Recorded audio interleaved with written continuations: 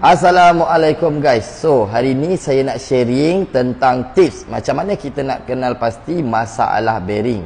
Okey. Contohnya macam bearing belakang untuk kereta Pro 2 Myvi ni.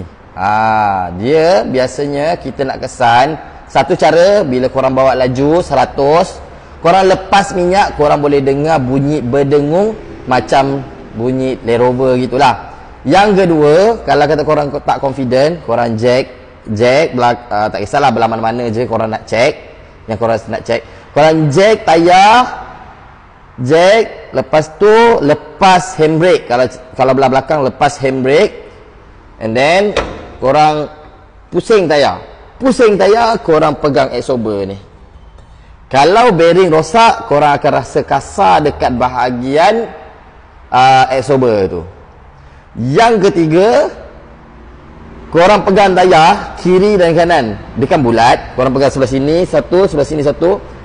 Ada free play tak kiri kanan ataupun atas dan juga bawah? Ada goyang-goyang tak? Kalau ada goyang, korang ganti bearing.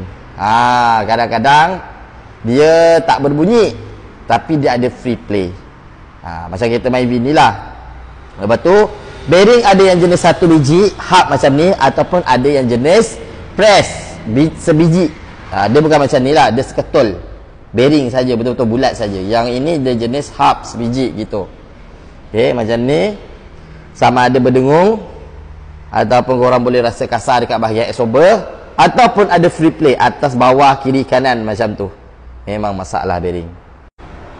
Kalau tak pun, korang hantar je dekat kita orang akan checkkan masalah bearing korang tu. Okay, so sekarang ni saya pun nak ganti bearing. So tunggu apa lagi? Jemput makan.